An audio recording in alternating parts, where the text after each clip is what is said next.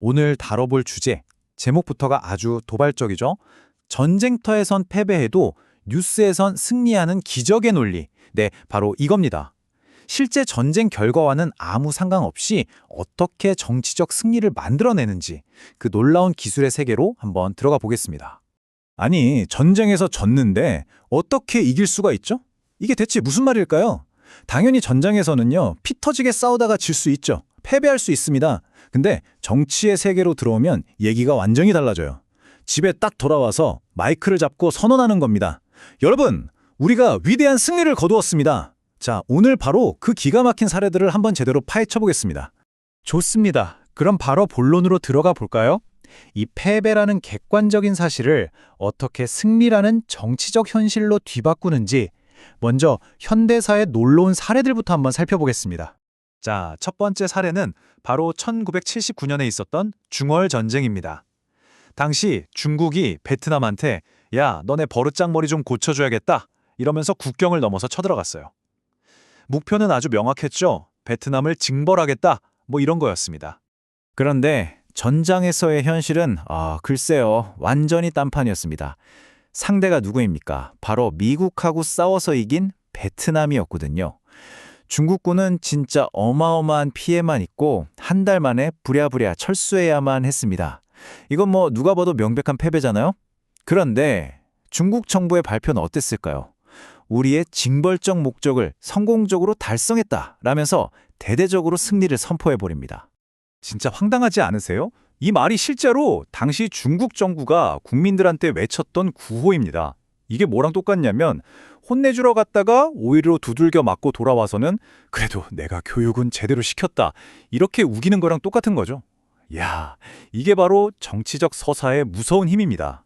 자, 다음 사례로 한번 넘어가 볼까요? 1980년입니다. 이라크의 사담 후세인이 이란을 기습 침공하면서 시작된 무려 8년간 이어진 지독한 전쟁이죠. 이 전쟁의 결과요? 정말 허무 그 자체입니다. 무려 8년 동안 그 수많은 사람들이 죽어나갔는데 국경선은 단 1mm도 바뀌지 않았어요. 영토 변화가 제로, 말 그대로 완벽한 소모전이었던 거죠. 근데 이라크는 뭐라고 발표했을까요? 아랍세계를 페르시아의 야역으로부터 지켜낸 위대한 방어전의 승리다.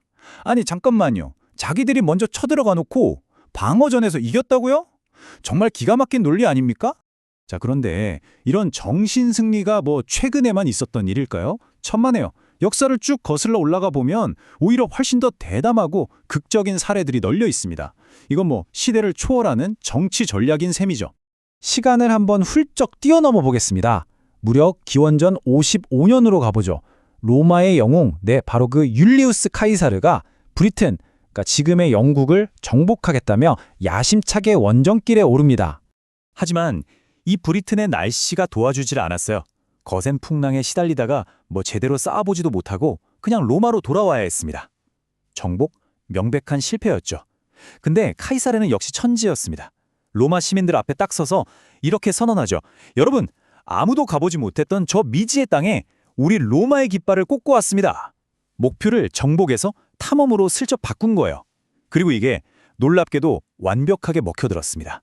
로마 시민들은 열광했고 카이사르의 인기는 그야말로 하늘을 찔렀죠. 자, 마지막 역사 속 사례입니다. 1812년 이제 막 독립한 신생국가 미국이 당시 세계 최강 대국이었던 대영 제국의 맞짱을 뜬 전쟁입니다. 당시 미국은 영국의 식민지였던 캐나다를 정복하려는 아주 큰 야심을 품고 전쟁을 시작했죠. 결과는요, 처참했습니다. 캐나다 전복은 무슨, 오히려 영국군한테 수도 워싱턴 DC가 탈탈 털리고요. 대통령 집무실, 바로 그 백악관이 불타버리는 진짜 국가적인 치욕을 겪었습니다. 이보다 더 확실한 패배가 어디 있겠습니까? 그런데 지금 미국인들은 이 전쟁을 어떻게 기억할까요? 바로 제2의 독립전쟁 승리라고 부릅니다. 세계 최강 대국에 맞서서 우리의 독립을 지켜냈다. 이걸 아주 강력한 자부심의 상징으로 완전히 바꿔버린 거죠. 자, 지금까지 살펴본 4가지 사례를 한번 쭉 늘어놓고 보니까 어떠세요? 고대 로마에서부터 현대 중국에 이르기까지 전장의 현실과는 아무 상관없이 정치적 승리를 선언하는 이 패턴이 시대를 관통해서 계속 반복되고 있다는 게 아주 명확하게 보이지 않나요?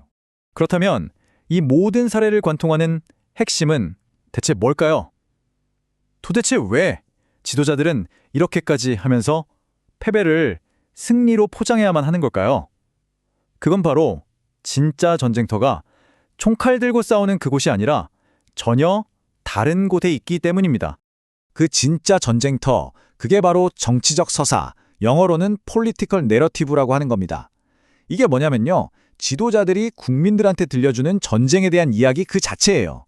군사적으로 이겼냐 졌냐는 전혀 중요하지 않아요. 오직 국내 여론을 내가 원하는 방향으로 이끌어서 정치적 목적을 달성하는 것. 이게 이 서사의 유일한 목표인 거죠. 그럼 이 서사가 왜 필요하냐? 그게 세 가지 이유가 있습니다. 첫째, 바로 권력 강화입니다. 중월전쟁 지고 나서도 덩샤오핑이 군부를 완전히 장악했던 것처럼 승리라는 선언은 지도자의 권력을 강화하는 최고의 명분이 되거든요. 둘째, 민족주의 고치입니다.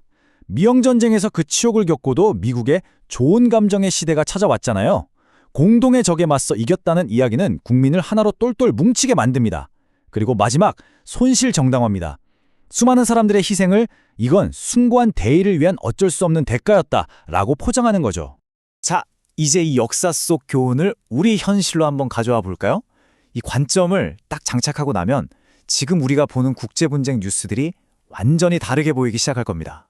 한번 상상해 보세요. 만약 오늘날 A라는 나라와 B라는 나라가 충돌했다. 그럼 어떤 일이 벌어질까요? 결과는 거의 정해져 있죠. 양쪽 다 각자 자기네 언론을 통해서 승리를 선언할 겁니다.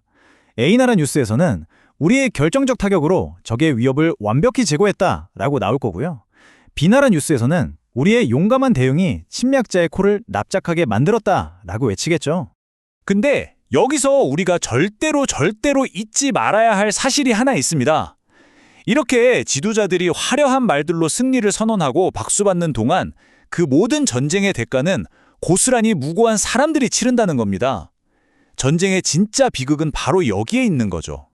그리고 오늘 우리가 살펴본 모든 이야기의 핵심은 이 한 문장으로 요약할 수 있겠습니다.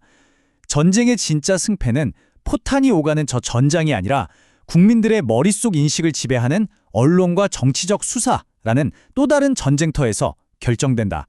이것이 바로 우리가 마주한 냉혹한 현실입니다. 그러니까 앞으로 뉴스에서 누군가가 승리를 선언하는 걸 보게 되면 우리는 스스로에게 이 질문을 던져봐야 합니다. 저 승리는 과연 누구를 위한 승리일까?